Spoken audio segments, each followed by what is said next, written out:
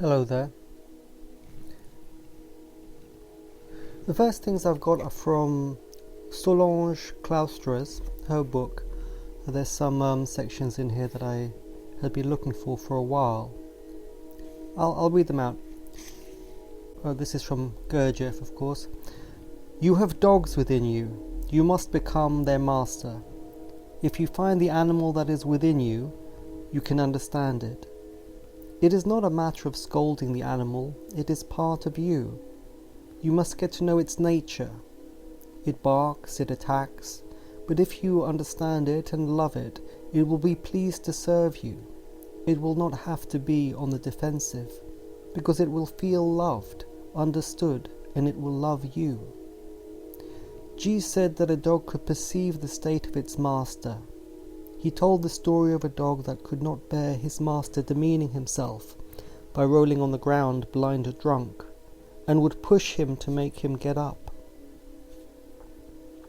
Within you there is one part that is an animal, and another sensitive and defenseless part, which has totally different needs and aspirations.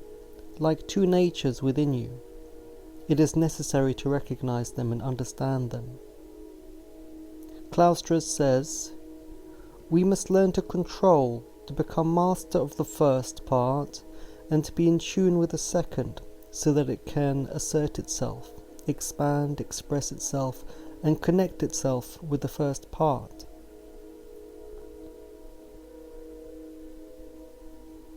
So I suppose all good work is the law of three. It is connecting and bridging and communicating between two separate parts.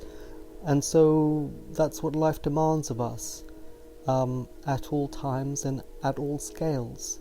There is a continuous work, a struggle between the in-breath and the out-breath of the universe, the two currents. To connect them, there is a struggle, and that struggle is our work, and so it is always work.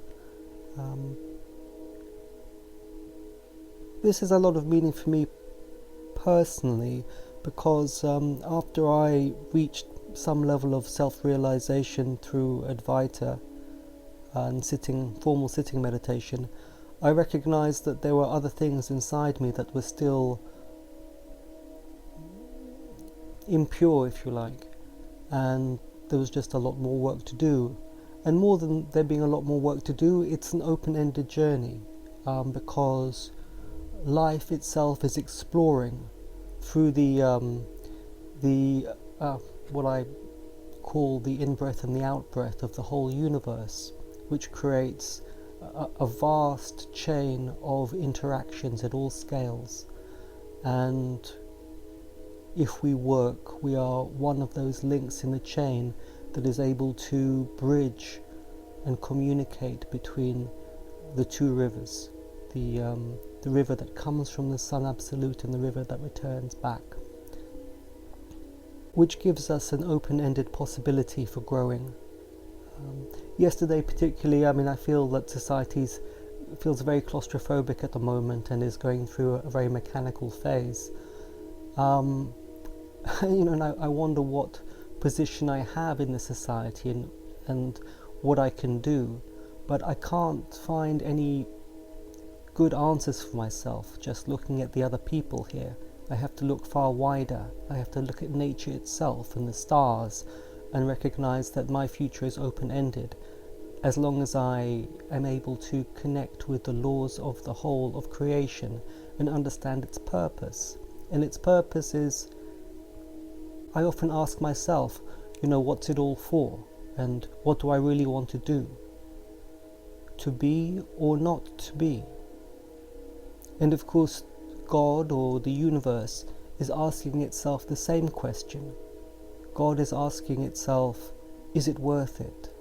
What do I want to do? What do I want to be? To be or not to be? So at all scales we can ask this question, and we must answer it for ourselves. Of course, those people who talk about banishing your negative emotions are completely contradicting Gurdjieff here. Although such things may be useful from time to time in order to learn about yourself. You can't really learn about yourself by switching part of yourself off. It's like, how can you fix your marriage? Can you do it by not communicating to your partner? It doesn't really work. Those kinds of forceful actions which seem impressive, somehow they seem impressive, but they are what happens when you stop working, when you stop being interested, and you try to be impressive instead.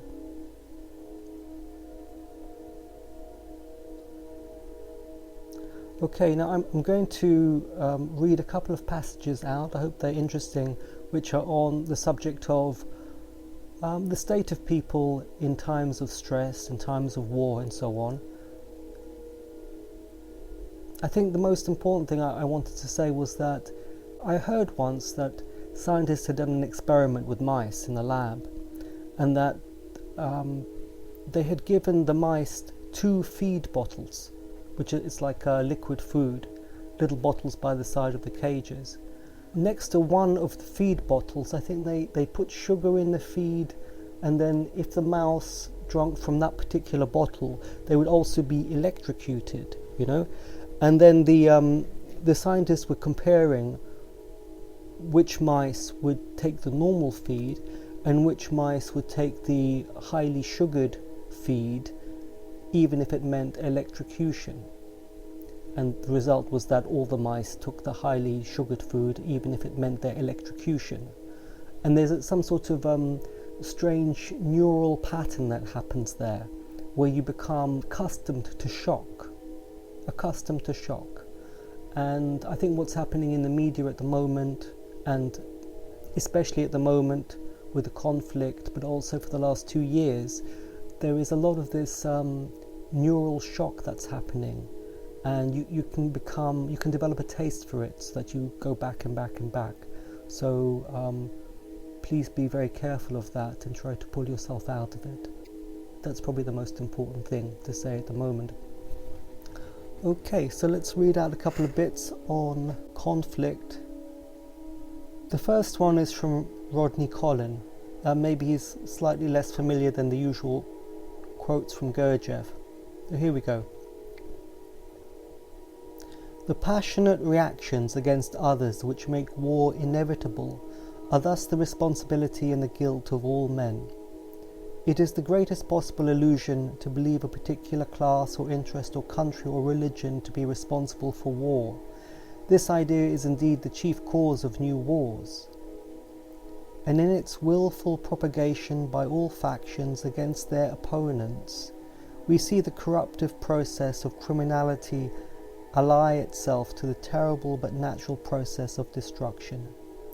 Even the fact that wars are occasionally instigated by real criminals cannot justify such lying, for passionate reactions are on the contrary a definite hallmark of man's ordinary state of being, and it can even be said that peace, in the political sense, is merely the result of millions of passionate reactions neutralizing each other by their very triviality and subjectiveness. Having fully understood this general guilt of mankind, however, having fully understood that all men are responsible for war, it is necessary to understand that no one is responsible. From another point of view, war can be seen as a purely cosmic phenomenon, produced by celestial influence, on a scale where man's reason and men's feelings have no significance whatsoever. A certain planet, at a certain stage in its cycle, creates a general tension on the surface of the earth, as a result of which men, in their ordinary state of being, have no choice but to fight. And here's one which is In Search of the Miraculous. There is another talk which has remained in my memory. I asked G what a man had to do to assimilate this teaching. What to do? Asked G, as though surprised. It is impossible to do anything. A man must first of all understand certain things. He has thousands of false ideas and false conceptions, chiefly about himself, and he must get rid of some of them before beginning to acquire anything new. Otherwise the new will be built on a wrong foundation and the result will be worse than before. I have said before, man's chief delusion is this conviction that he can do. All people think that they can do. All people want to do. And the first question all people ask is what they are to do. But actually, nobody does anything and nobody can do anything. This is the first thing that must be understood. Everything happens.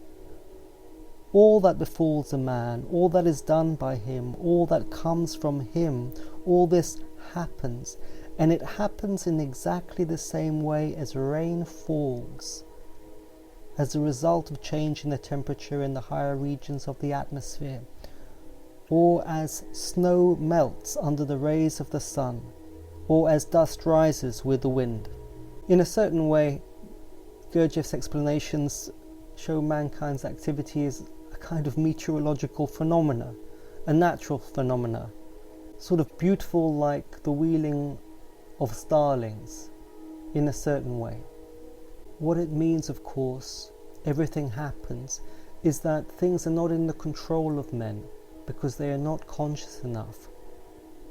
All this talk of peace, or alternatively of war, it all just happens, and there's not much that can change that unless people become more conscious. Another one. What does obivatal actually mean? Asks somebody. Can it be said that an obivatal is a good citizen? Ought an obivatal to be patriotic? Someone else asked. Let us suppose there is war. What attitude should an obivatal have towards war? There can be different wars, and there can be different patriots, said G. You all still believe in words. An obivatal, if he is a good obivatal, does not believe in words. He realizes how much idle talk is hidden behind them. People who shout about their patriotism are psychopaths for him, and he looks upon them as such. And how would an obivatal look upon pacifists or upon people who refuse to go to war? Equally as lunatics. They are probably still worse, said G.